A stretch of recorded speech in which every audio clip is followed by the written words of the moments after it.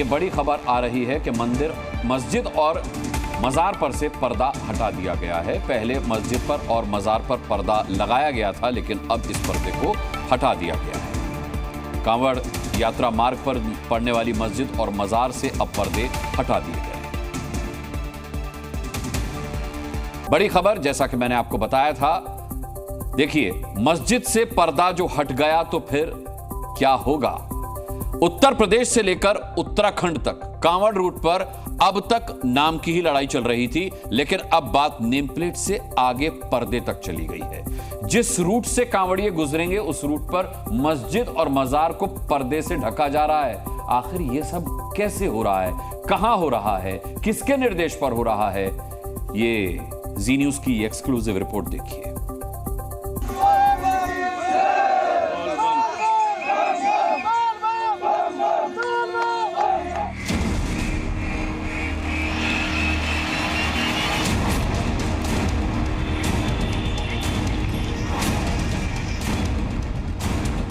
कांवड़ भी आते थे, यहाँ नहाते थे, धोते थे, पानी पीते थे।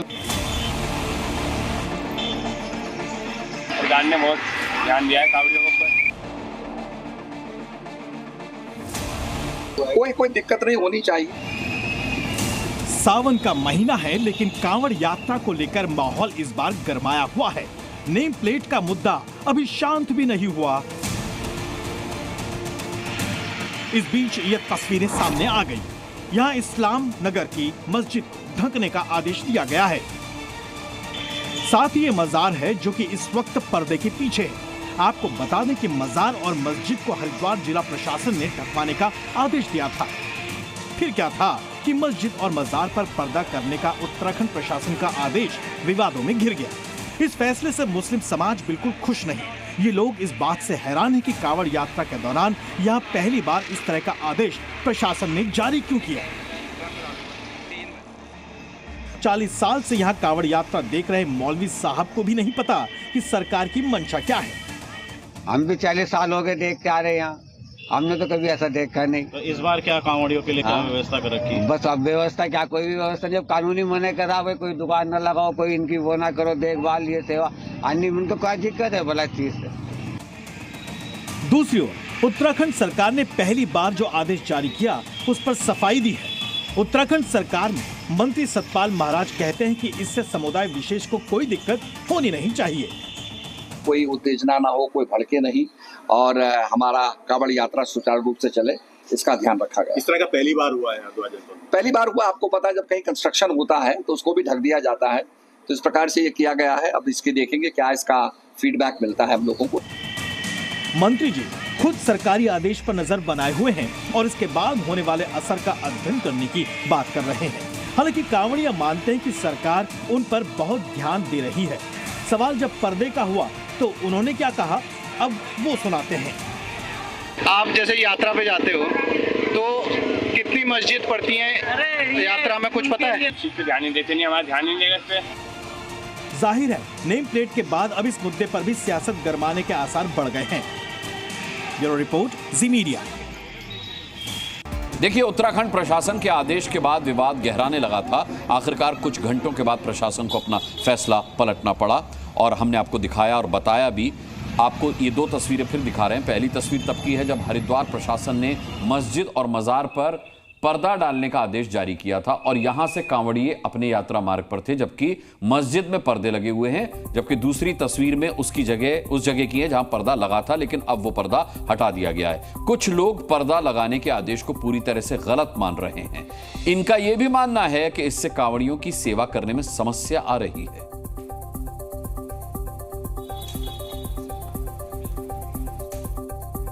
आगे बढ़ते हैं। आज यूपी सरकार समेत उत्तराखंड और दिल्ली की सरकार भी सुप्रीम कोर्ट में नेम प्लेट के मुद्दे पर अदालत पहुंची थी। राज्य सरकारों को अपना अपना जवाब सुप्रीम कोर्ट में दाखिल करना है। यूपी सरकार ने सुप्रीम कोर्ट में साफ किया है कि उनका नेम प्लेट वाले मुद्दे पर इरादा क्या था। यूपी सरकार चाहती है कि मामले की सुनवाई जल्द पूरी हो, जबकि सुप्रीम कोर्ट में इस मामले पर आगे भी सुनवाई जारी रहेगी।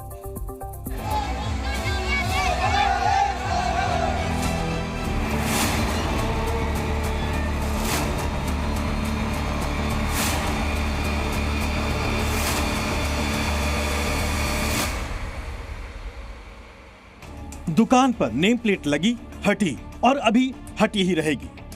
नेम प्लेट विवाद और कांवड़ यात्रा के बीच सुप्रीम कोर्ट में इस मामले में आज भी सुनवाई हुई। यूपी सरकार से लेकर अन्य राज्यों की सरकारों को सुप्रीम कोर्ट में अपना जवाब दाखिल करना है। यूपी सरकार ने आज सुप्रीम कोर्ट में जो जवाब दिया है उसके मुताबिक कांवड़ी को ये पता होना चाहिए कि वो कहां और क्या खा रहे हैं। कांवड़ यात्रा में शांति, सुरक्षा और पारदर्शिता लाने के लिए निर्देश दिए गए थे। सरकार ने कहा कि यह आदेश किसी धर्म के आधार पर भेदभाव नहीं करता। दुकानों पर नाम लगाने का आदेश किसी खास मजहब के लिए नहीं बल्कि सभी धर्मों के लिए था। सुप्रीम कोर्ट को उत्तर प्रदेश सरकार ने बताया कि कांवड़ियों की तरफ से शिकायत मिलने के बाद ही दुकानों के बाहर नाम लिखने वाले फैसले का आदेश दिया था। सुप्रीम कोर्ट में यूपी सरकार ने जवाब दिया कि राज्य सरकार ने ये निर्देश कांवड़ यात्रियों की दुकान को लेकर की गई शिकायतों के आधार पर जारी किए थे। जबकि सुप्रीम कोर्ट ने भी साफ कर दिया है कि इस मामले में राज्यों की ओर से जारी निर्देशों पर रोक लगाने वाला उसका अंतरिम आदेश जारी रहेगा। इन निर्देशों के पीछे मकसद ये है कि कांवड़ियों को ये पता चल सके कि वो कौन सा भोजन ले रहे हैं, ताकि भूल से भी उनकी धार्मिक भावनाएं आहत न हो। इस पर एक बार फिर यूपी सरकार की ओर से वरिष्ठ वकील मुकुल रोहतगी ने कहा कि सुप्रीम कोर्ट की ओर से दुकान के नाम लिखने पर लगाई अंतरिम रोक केंद्र सरकार के कानून के अनुकूल नहीं है, लेकिन कोर्ट की सुनवाई 3 हफ्तों के लिए टल गई है। यूपी सरकार ने जल्द ही सुनवाई करने की मांग की है। ऑनरेबल सुप्रीम कोर्ट इस मामले में सुनवाई कर रहा है और जो अंतिम आदेश आएगा उस अंतिम आदेश का हम अनुपालन करेंगे। धार्मिक यात्रा के दौरान पहचान वाले नेम प्लेट के आदेश ने विवाद का रूप ले लिया है। देखना यह है कि इस पर अंतिम फैसला कब और क्या आता है। ब्यूरो रिपोर्ट, जी मीडिया। अगली खबर का रुख करते हैं और यहां देखिए मेरे सामने, मेरे आगे आपको एक थाना दिख रहा होगा, है ना? यह बलिया के नरही थाना है। इस थाने के बाहर कुछ पुलिस वाले भागते हुए दिख रहे होंगे। ये पुलिस वाले थाने से क्यों भाग रहे हैं, ये बड़ा सवाल है। इस थाने में ऐसा आखिर क्या हुआ है कि थाने से ही पुलिस वालों को भागना पड़ा? यूपी के इस थाने का मामला बेहद हैरान करने वाला है। पूरे थाने को ही सस्पेंड कर दिया गया है। आधी रात को यूपी पुलिस के 2 बड़े अधिकारियों ने ऐसा क्या देख लिया जिसकी वजह से पुलिस वालों पर योगी को कड़ा एक्शन लेना पड़ा? पुलिस के खिलाफ पुलिस का छापा।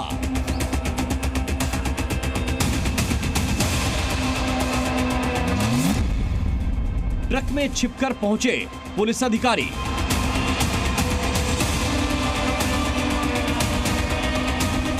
सोचिए, जब खाकी की काली करतूतों को पकड़ने के लिए पुलिस वालों को ही भेष बदल कर आना पड़े तो। मामला बलिया जिले में बिहार यूपी बॉर्डर का है। बलिया में बिहार से आने वाले ट्रकों से अवैध वसूली का खेल चल रहा था। यूपी पुलिस के जवान यहां हर ट्रक को एटीएम मशीन समझने लगे थे। जैसे ही कोई ट्रक बिहार से यूपी में एंट्री करता, उसे पुलिस वालों को पैसा चढ़ाना पड़ता था। बगैर वसूली के एक भी ट्रक यूपी में घुस ही नहीं सकता था। अवैध वसूली की जानकारी पुलिस के बड़े अधिकारियों को हो चुकी थी। इसके बाद पुलिस वालों के वसूली रैकेट को रंगे हाथ पकड़ने के लिए पुलिस के 2 बड़े अफसरों ने आधी रात खुफिया छापेमारी की। एडीजी वाराणसी जोन पीयूष मोडिया और डीआईजी आजमगढ़ जोन वैभव कृष्ण ने छापेमारी की। दोनों अधिकारी सादी वर्दी में ट्रक में बैठकर नरही थाने के भरौली चौराहा पहुंचे। रात करीब 3 बजे दोनों अधिकारी पहुंचे तो पुलिस वाले ट्रकों से वसूली कर रहे थे। ट्रक से वसूली करते पुलिस जवान सतीश गुप्ता और बलराम को गिरफ्तार किया, जबकि 3 पुलिस वाले फरार हो गए। मौके से 16 दलाल भी गिरफ्तार हुए। जब पुलिस की टीम थाने पर पहुंची तो गिरफ्तारी के डर से थाना अध्यक्ष समेत कई पुलिस वाले थाना छोड़कर ही फरार हो गए। पहले रैकी की गई एडीजी जोन बनारस सर द्वारा और मेरे द्वारा संयुक्त रूप से, और फिर उसे अच्छे से प्लान करके उसमें रेड की गई। उसमें काफ़ी लोगों की गिरफ्तारी हुई है जो दलाली करते थे। पुलिस के साथ मिलके 2 पुलिसकर्मी अरेस्ट हुए हैं। बलिया जिले के नरही थाना अध्यक्ष के इशारे पर अवैध वसूली का खेल चलता था और थाने में पैसों का पूरा हिसाब होता था। इस मामले में एसएचओ समेत 7 पुलिसकर्मियों पर एफआईआर दर्ज हो गई है। पुलिस ने एक्शन लेते हुए पूरे थाने को ही सस्पेंड कर दिया है। पुलिस वालों की अवैध वसूली की खबर मुख्यमंत्री योगी आदित्यनाथ तक पहुंची तो उन्होंने इस लापरवाही के लिए जिले के सबसे बड़े पुलिस अधिकारियों को भी दंड दिया। बलिया के एसपी, एएसपी का ट्रांसफर कर दिया गया, सीओ को सस्पेंड कर दिया गया, सीओ, एसएचओ और चौकी इंचार्ज की संपत्ति की जांच के आदेश दे दिए। जी मीडिया से एक ट्रक ड्राइवर ने बताया कि जब भी वो भरौली चेक पोस्ट से यूपी में एंट्री करता तो यूपी पुलिस के जवान उससे 500 रुपए वसूलते थे। अच्छा, आप बिहार से बलिया आते जाते रहते हैं? हाँ, बराबर।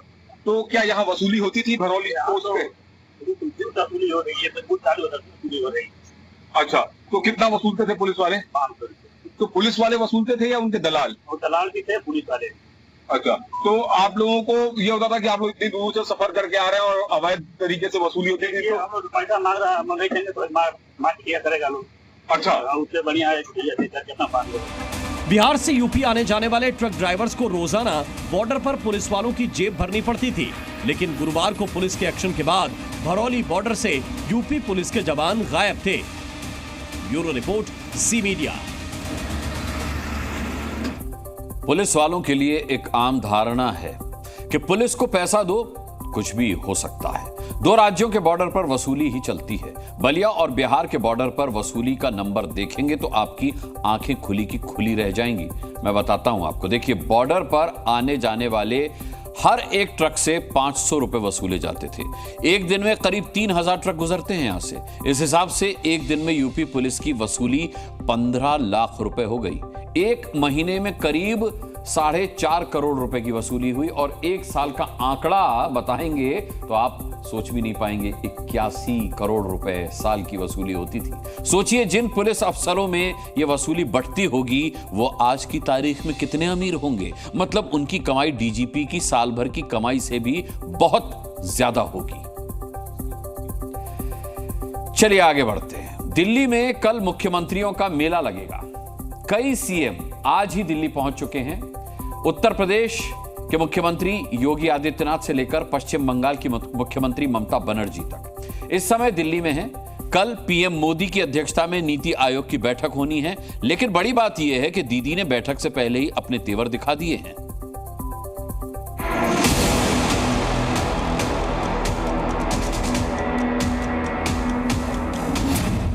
दीदी का अल्टीमेटम क्या दिल्ली की टेंशन बढ़ाने वाला है?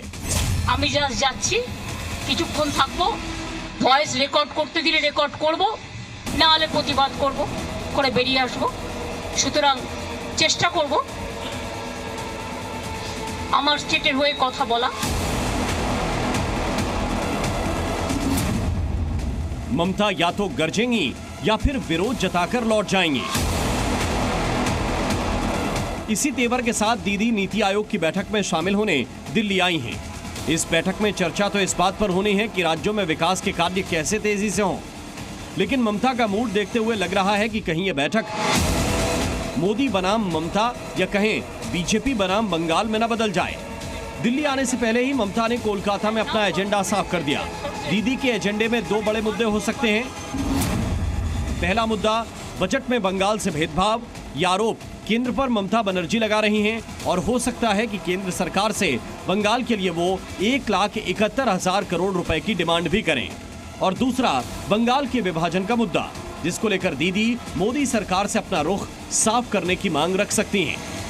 When Parliament is in process, he is making his own statement to divide the Bengal, and now from different sources, different party member is giving different type of statement to divide Bihar, to divide Jharkhand, to divide Assam, to divide Bengal. We strongly condemn this attitude. Divide Bengal, to divide Bengal means divide our country India. We don't support this. दरअसल केंद्रीय मंत्री सुकांत मजूमदार ने north Bengal को north east का हिस्सा बनाने की मांग की थी। इस बयान के आधार पर दीदी कह रही हैं कि बीजेपी बंगाल का बंटवारा करना चाहती है। जहां तक नीति आयोग की बैठक का सवाल है तो ममता उस बैठक में विपक्ष का सबसे बड़ा चेहरा होंगी, क्योंकि कांग्रेस शासित राज्यों के सीएम इस बैठक में शामिल नहीं हो रहे। ऐसे में हो सकता है दीदी गैर बीजेपी शासित राज्यों के लिए भी आवाज उठाएं। टीएमसी के सांसद शत्रुघ्न सिन्हा तो कुछ ऐसी ही हिंट दे रहे हैं। नीति आयोग में आवाज उठाएंगी तो आप समझ लीजिए इसके अंदर बहुत गहराई है, हुई है बहुत ज्यादतियां। इस बजट में सबने देखा है कि जिस तरह से अपनी बैसाखियों को या अपने सहयोगियों को खुश करने की या सरकार को चलाने के लिए नहीं पेश किया गया है, बल्कि ये बजट सामने आया है सरकार को बचाने के लिए। अब इंतजार कल का है जब नीति आयोग की बैठक शुरू होगी। प्रधानमंत्री नरेंद्र मोदी के साथ योगी समेत एनडीए शासित प्रदेशों के सभी सीएम होंगे और हॉल में सामने होंगी ममता बनर्जी। ब्यूरो रिपोर्ट, जी मीडिया। और देखिए, अब जब दीदी की बात चल ही पड़ी है तो उनके पश्चिम बंगाल की भी बात कर लेते हैं, जहां हिंसक घटनाएं थम ही नहीं रही हैं। ताजा घटना में एक शख्स को जलपाईगुड़ी में पेड़ से बांधकर इतना पीटा गया कि उसकी मौत हो गई। मरने वाला शख्स कांग्रेस का कार्यकर्ता बताया गया है। आरोप है कि इस हत्याकांड को अंजाम देने वाले आरोपियों को टीएमसी कार्यकर्ताओं ने ही पनाह दी। यह सब तब हुआ जब ममता बनर्जी दिल्ली में हैं।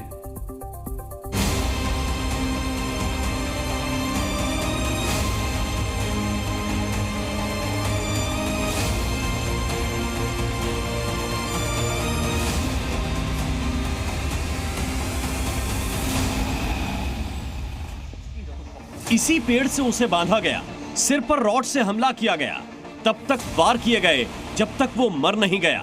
मरने वाला 45 साल का माणिक रॉय था। और ये सब हुआ ममता दीदी के बंगाल में, जहां अपराधियों के हाथ कानून से कुछ ज्यादा ही लंबे हैं।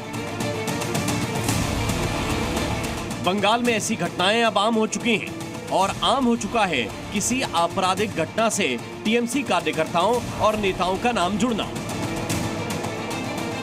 आरोप है कि माणिक रॉय को पेड़ से बांधकर तब तक पीटा गया जब तक उसकी मौत नहीं हो गई, और ये सब जलपाईगुड़ी के मैनागुड़ी में हुआ। কালকে রাত্রে হঠাৎ করে 9-10টার দিকে তাকে বাড়ি থেকে ঘর ভাঙচুর করে টেনে ভেঙে ওইখান থেকে হ্যাঁ গাছে বেঁধে রাখে ভুজালি লাঠি টাঠি দিয়ে রড দিয়ে মারছিল। ওইখান থেকে পুলিশকে নিয়ে এসে মানিককে উদ্ধার করে। প্রায় 30-35 জন আসছিল, কিন্তু পরিচিত আর কি 10-12 জন। माणिक रॉय की पत्नी ने 11 लोगों के खिलाफ मैनागुड़ी थाने में नामजद एफआईआर दर्ज कराई है, जिसके बाद पुलिस ने 5 लोगों को गिरफ्तार किया है। शुरुआती जांच के बाद पुलिस ने दावा किया कि मामला पुरानी रंजिश के चलते हत्या का है। माणिक रॉय का आरोपियों के साथ 5 साल पहले झगड़ा हुआ था। दोनों पक्षों के बीच विवाद रेत के खनन को लेकर था। विवाद बढ़ा तो माणिक रॉय सिलीगुड़ी चला गया था और कुछ दिन पहले ही वापस मैनागुड़ी लौटा था।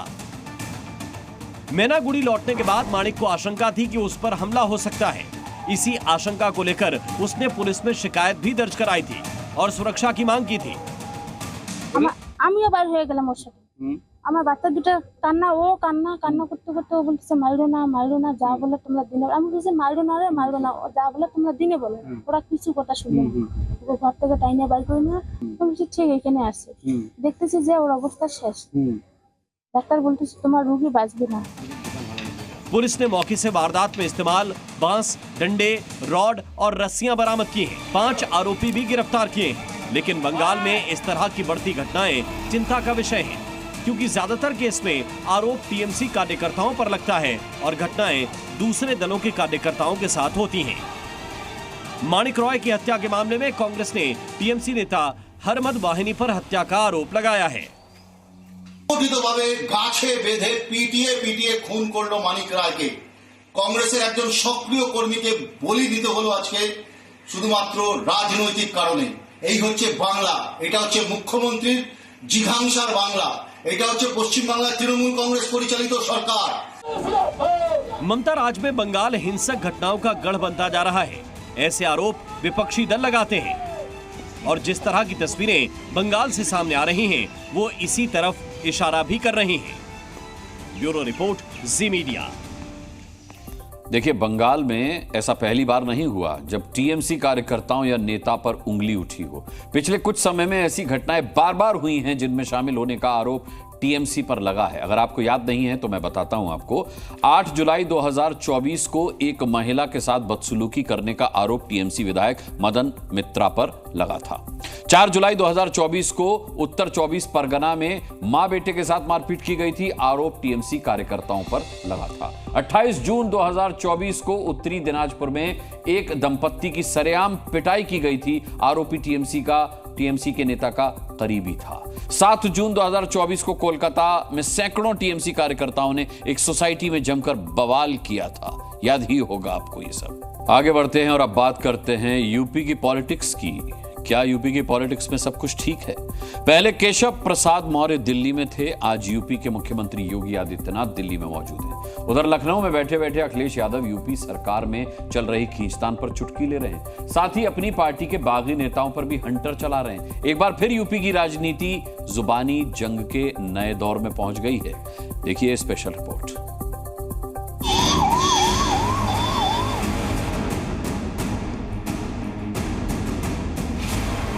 इशारों इशारों में यूपी सरकार में चल रही खींचतान पर एक बार फिर समाजवादी पार्टी के अध्यक्ष अखिलेश यादव ने चुटकी ली है। उनके निशाने पर केशव प्रसाद मौर्य है। उनके शब्द भेदी बाण वाईफाई वाले हो चले हैं। मौर्य जी मोहरा हैं, दिल्ली के वाईफाई के पासवर्ड हैं। अगर दिल्ली वाले किसी से मिलते हैं तो लखनऊ वाले भी मिल रहे हैं किसी से। तो बताओ सरकार चलेगी ऐसे? क्या सरकार चलेगी बताओ? अखिलेश के बयान पर पलटवार करने में बीजेपी ने जरा भी देर नहीं की और केशव प्रसाद मौर्य ने सोशल मीडिया पर पोस्ट लिख दिया। सपा बहादुर अखिलेश कांग्रेस का मोहरा, बीजेपी को लेकर गलतफहमी ना पाले, अति पिछड़ों को निशाना बनाने से बचे, समाजवादी पार्टी को बचाने पर ध्यान दें। बीजेपी 2027 में 2017 को दोहराएगी। वो वाईफाई के पासवर्ड की बात कर रहे हैं, जबकि समाजवादी पार्टी की सरकार में भ्रष्टाचार के लिए कोई कोडवर्ड या पासवर्ड की भी जरूरत नहीं होती थी। समाजवादी पार्टी के शासनकाल में भ्रष्टाचार संस्थागत रूप में खुला हुआ था। वैसे केशव प्रसाद मौर्य यही नहीं रुके, एक बार फिर अखिलेश पर हमलावर हो गए। श्री अखिलेश यादव जी पिछड़ों के, दलितों के सदा विरोधी रहे हैं और वह स्वयं कांग्रेस पार्टी की मोहरा है। जबकि केशव प्रसाद मौर्य के बाद इस बार अखिलेश यादव योगी सरकार को सीधे निशाने पर लेते दिखे। पुलिसी डाकू हर दिन 15 लाख वसूल रही है, पुलिस को पकड़ रही है। प्रधान सांसद जी के क्षेत्र में पता करिए क्या रहा। क्या ये बात नहीं निकली कि पुलिस क्या कर रही थी? हमने और आपने कई बार सोशल मीडिया पे वो वीडियोस देखे हैं जहां पर पुलिस रेड तय कर रही थी।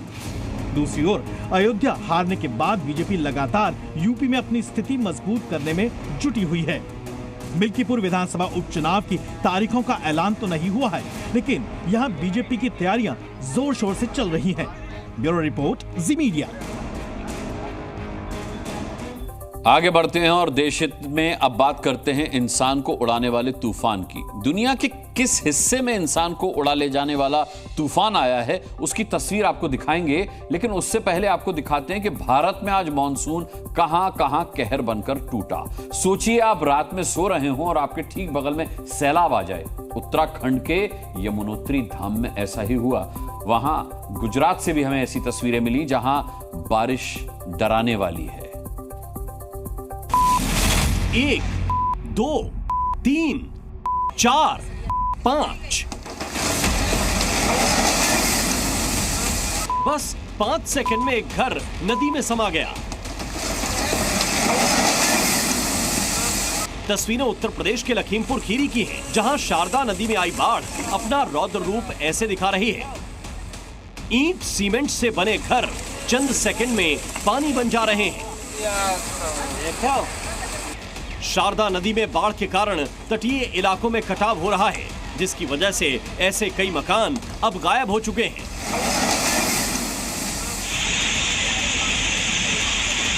पानी की ये रफ्तार सब कुछ बहा ले जाने पर आमादा है।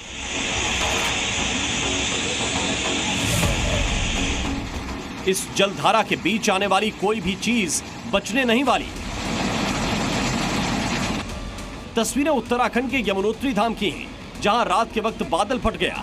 बादल फटने से यमुना नदी का जलस्तर अचानक बढ़ गया, जिसकी वजह से नदी के रास्ते में आने वाली 3-4 दुकानें बह गईं।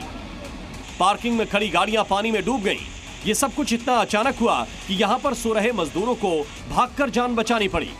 बादल फटने से यमुनोत्री धाम जाने वाले रास्ते को भारी नुकसान पहुंचा है। धाम में मौजूद गर्म पानी के दोनों कुंडों में पहाड़ से आया मलबा भर गया।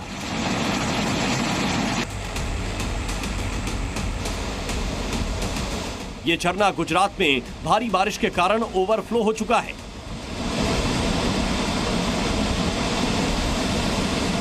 झरने से फुल स्पीड में पानी खाई में बनी झील में गिर रहा है।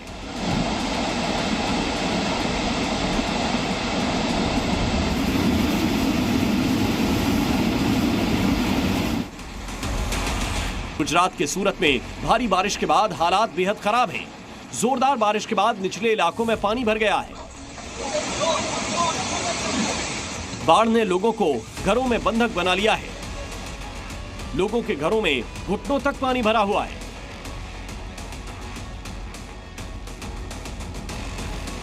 लोगों के बेडरूम और किचन में भी पानी पहुंच चुका है। अब सोसाइटी में रहने वाले लोग रेस्क्यू के इंतजार में हैं। गुजरात के नवसारी में भी बारिश जमकर हुई है। रिहायशी इलाके नदी में तब्दील हो गए हैं। ऐसा लग रहा है कि नदी के बीच में घर बना लिया गया है। गुजरात के नवसारी में स्थिति काफी खराब है। वहां कई इलाकों में बाढ़ के कारण ग्राउंड फ्लोर डूब चुका है। लोगों ने पहली मंजिल पर शरण ले रखी है। इलाके में रेस्क्यू के लिए एनडीआरएफ को उतारा गया है। बीमार और बच्चों को रेस्क्यू टीम बाहर निकाल रही है। दक्षिण गुजरात में भारी बारिश का कहर है। सूरत, नवसारी, तापी, भरूच में बारिश से बुरा हाल है। शनिवार को भी भारी बारिश की आशंका जताई है। मध्य प्रदेश में आसमानी मुसीबत इस कदर है कि इंसानों को ट्रेन का रास्ता बताना पड़ रहा है। आज दिल्ली में सुबह जोरदार बारिश हुई। दिल्ली के कई इलाके घंटों तक पानी में समाये हुए थे। तस्वीरें नई दिल्ली रेलवे स्टेशन के पास की हैं। कमर तक पानी भर गया था।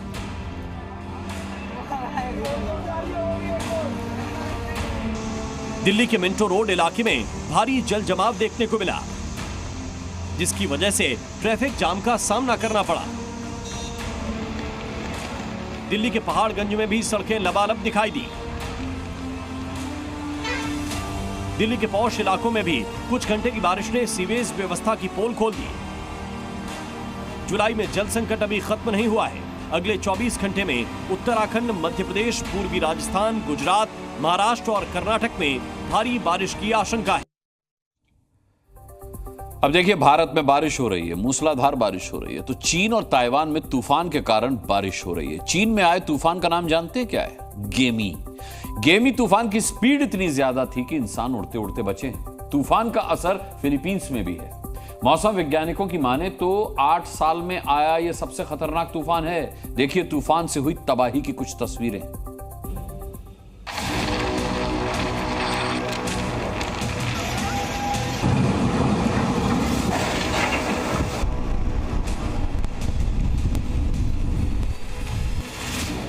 हवा इतनी कि लोग उड़े जा रहे हैं।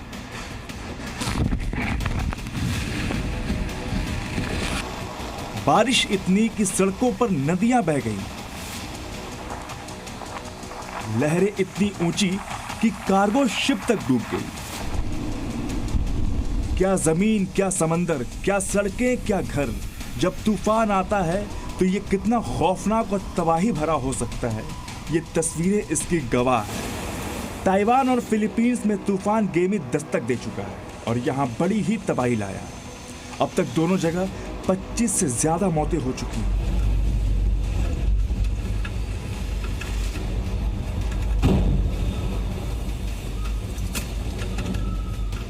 उड़ानें रद्द कर दी गई हैं। सेना को स्टैंड बाई में रखा गया है। सड़कों पर नदियां बह रही हैं और लोग परेशान हैं। बाजार बंद हैं, स्कूल बंद हैं। जीवन मानो ठहर गया है और बस तेज हवाएं और बारिश हैं जो लगातार डरा रही हैं। सबसे पहले तस्वीरें देखिए ताइवान की, जहां इस तूफान की वजह से 3 लोगों की मौत हो चुकी है। 227 से ज्यादा लोग जख्मी हैं। तूफान की वजह से तेज हवाएं चल रही हैं। हवाएं कितनी तेज हैं इसका अंदाजा इस वीडियो से लगाइए। ये वीडियो दक्षिणी ताइवान के कायोस्यूंग शहर का है। यहाँ लोग टीन को उड़ाने से रोकने के लिए खड़े थे, लेकिन क्या जानते थे कि वो टीन को रोकते रोकते खुद ही जख्मी हो जाएंगे। कुछ ऐसा ही इस पत्रकार के साथ भी हुआ।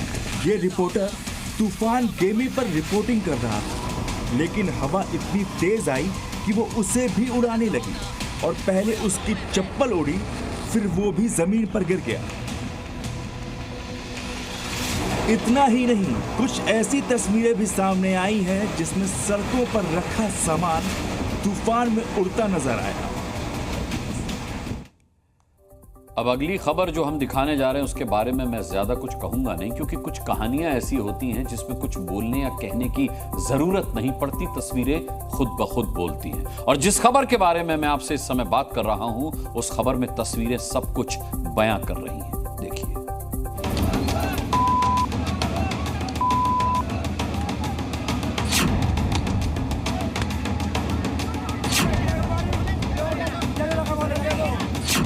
मौलाना की कार, कांवड़ियों का वार।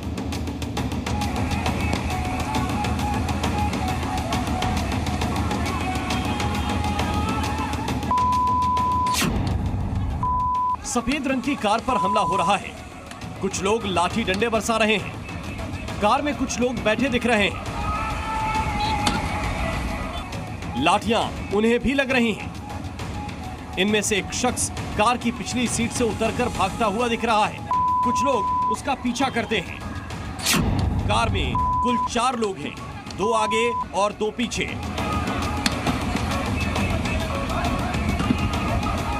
हमले के दौरान 3 लोग भागने में कामयाब हो गए, लेकिन चौथा शख्स पकड़ा गया, जिसका हाथ खींचकर हमलावर कैमरे के सामने ला रहे हैं, वो भी पुलिस की मौजूदगी में। इस शख्स का कुर्ता फटा है। हालत देखकर ही अंदाजा लगा सकते हैं कि पिटाई किस तरह की गई है।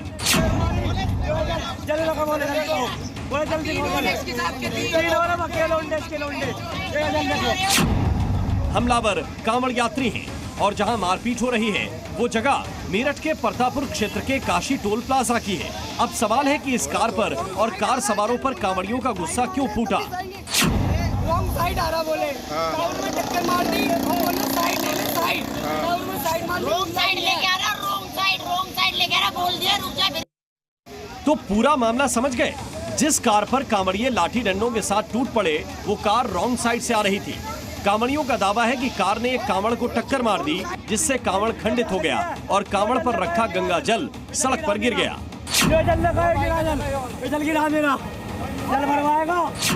इस पूरी पिक्चर में एक और सीन है। इस सीन में एक युवक कार पर चढ़कर भोले बम का नारा लगा रहा है।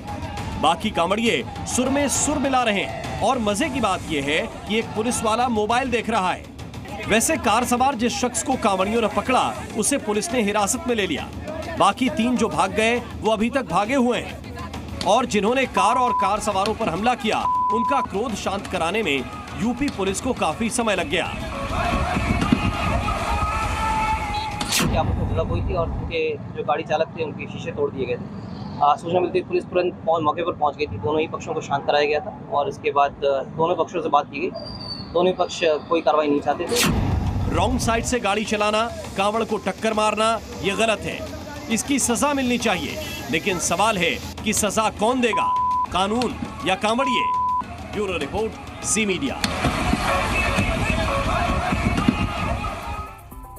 जो हिंदुओं के खिलाफ मुसलमानों को भड़काने के लिए जाने जाते हैं वो कांवड़ियों को फल बांट रहे हैं, और जो भोले के भक्त हैं, शांति और आस्था के दूत माने जाते हैं, वो खुद हिंसा कर रहे हैं। किसी भी तरह की हिंसा देश हित में नहीं है और इसीलिए आज हम सभी कांवड़ यात्रियों से इन तस्वीरों के जरिए अपील करना चाहते हैं कि अगर भड़काऊ बयानबाजी करने वाले कांग्रेस सांसद इमरान मसूद अगर सहारनपुर में कांवड़ यात्रियों की सेवा कर सकते हैं तो आप महादेव का कांवड़ उठाकर सर्वधर्म सद्भाव के मंत्र पर क्यों नहीं चल सकते।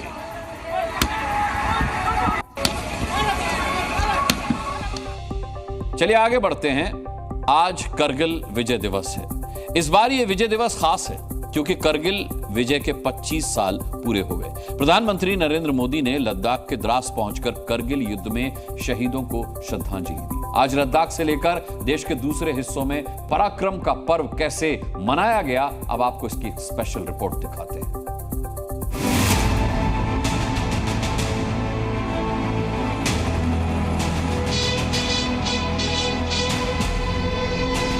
कारगिल विजय दिवस हमें बताता है कि राष्ट्र के लिए दिए गए बलिदान अमर होते हैं। ये देश हमारी सेना के पराक्रमी महानायकों का सदा सर्वदा ऋणी है।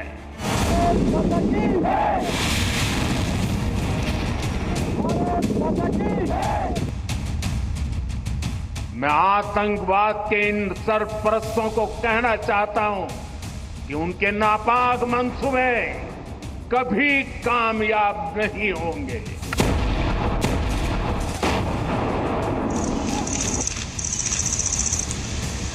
बीते 10 वर्षों में हमने डिफेंस रिफॉर्म्स को रक्षा क्षेत्र की पहली प्राथमिकता बनाया है।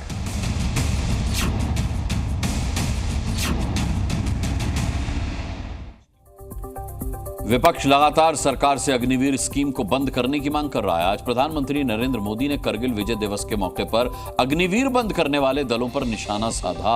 प्रधानमंत्री मोदी ने अग्निवीर पर क्या कुछ कहा, ये सुनाते हैं आपको। अग्निपथ का लक्ष्य सेनाओं को युवा बनाना है। अग्निपथ का लक्ष्य सेनाओं को युद्ध के लिए निरंतर योग्य बनाए रखना है। दुर्भाग्य से राष्ट्रीय सुरक्षा से जुड़े इतने संवेदनशील विषय को कुछ लोगों ने राजनीति का विषय बना दिया है। कुछ लोग सेना के इस रिफॉर्म पर भी अपने व्यक्तिगत स्वार्थ में झूठ की राजनीति कर रहे हैं। ये वही लोग हैं जिन्होंने सेनाओं में हजारों करोड़ के घोटाले करके हमारी सेनाओं को कमजोर किया। आगे बढ़ते हैं और अब देश हित में बात उस विस्फोट की जो हुआ तो लद्दाख की जमीन पर, लेकिन धमाके से बीजिंग तक दहल गया। हम बात कर रहे हैं शिनखुन ला टनल परियोजना की, जिसकी शुरुआत आज प्रधानमंत्री मोदी ने एक विस्फोट के साथ की। इस टनल के बनने से एलएसी पर भारतीय सेना की पहुंच न सिर्फ आसान होगी बल्कि चीन की चालबाजियों पर भी ब्रेक लग जाएगा।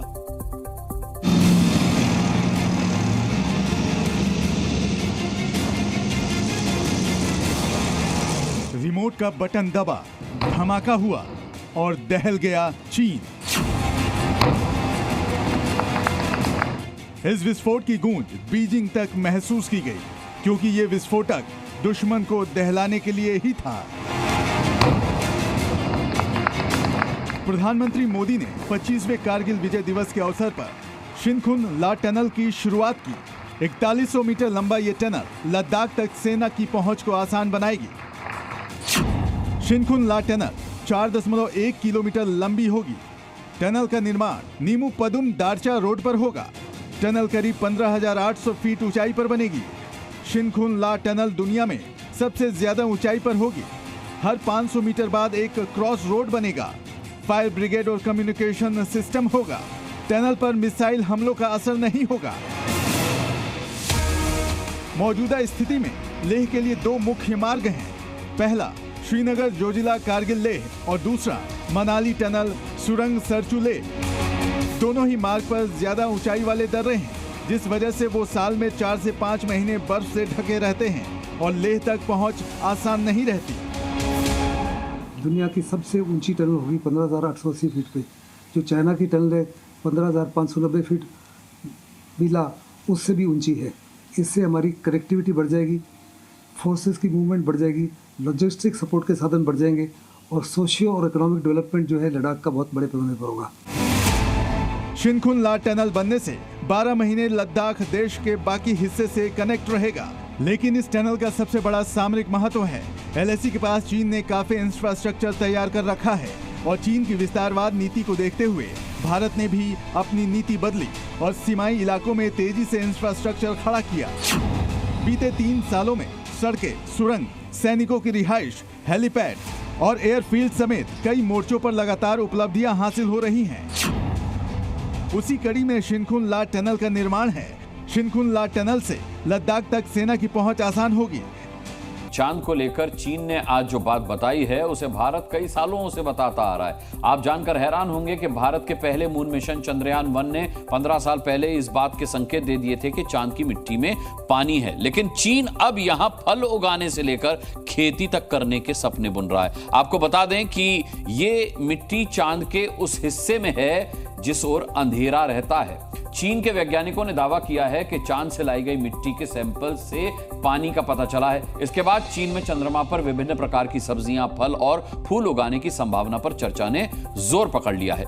चीन ने दावा किया है कि मानव इतिहास में पहली बार उन्हें चांद पर जो मिट्टी मिली है उसमें अलग अलग तरह के मॉलिक्यूलर स्ट्रक्चर हैं। वैज्ञानिकों ने बताया कि पानी के मॉलिक्यूल्स चांद की ऊंचाई वाले इलाकों के साथ उन क्षेत्रों में मौजूद हैं जहां पर सूरज की रोशनी पड़ती है, यानी कि यहां जीवन की संभावनाएं बन सकती हैं। जी न्यूज़।